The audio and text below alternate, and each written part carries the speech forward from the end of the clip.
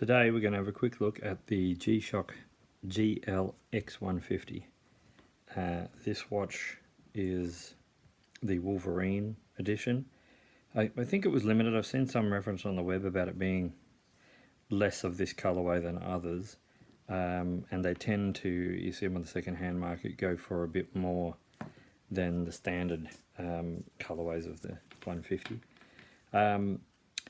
It's a very cool watch. I have enjoyed, I've probably owned it for about 18 months now, and I have enjoyed wearing it. I have worn it quite a bit. It's kind of different to a lot of the G-Shocks you'll see. If I can get an angle on it, you know, besides the very orange, I assume it's a tint over the LCD panel. The letters, or the numbers themselves are a silver. So it's not the normal negative display. You can really see it in that shot there. They're mirrored, basically. I don't think that happens with a normal blacked out display. And I have no idea how they've achieved that. But it makes it quite difficult to read in anything other than sunlight, to be honest. Inside the house, you have to angle it to be able to see it, because if I can get it to focus, they are really only visible when you get the light on that mirror behind. That angle makes them look black. They're not, they're sort of just a cut through the tint, which gives them that mirrored finish, which looks awesome when you sort of don't need to tell the time.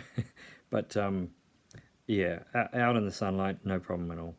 Very deep dial, lot of interesting things going on there. You've got the very shiny chrome bit around the tide graph, and then you've got a brushed metal finish around the moon state, which is a cool little touch. That's basically its main feature, is the moon and tide graph. It otherwise just has your standard G-Shock features. Made in China, the stainless steel screw down back, and a typical case. The band is actually different, very much different sort of resin to other G-Shocks. Here, I'll give you a comparison, gives you the size comparison between this and a standard 5600. As you can see, quite a bit bigger. It does wear very large on the wrist. Not a lot thicker, but a lot bigger, kind of edge to edge. But this is a very, you know, standard sort of resin strap that you find on a lot of G-Shocks. This thing isn't, and I think that's because they chose to do this very glossy orange finish. The keeper, which matches the color on the inside, it's not faded. The color on the inside of the band is a matte sort of orange, but and in fact that may be the normal resin, but the cover color that they've put on it, this high gloss yellow finish, makes it really quite stiff. You might be able to hear. That's the noise you kind of hear when you're putting it on, as it sort of flexes on the spring bars. And the keeper feels very different. The keeper is a standard sort of resin. It's a beautiful looking watch. I mean, it attracts quite a lot of attention because of its color and size, and you know, it has the standard functionality of a normal G-Shock. I can whip through the modes for you.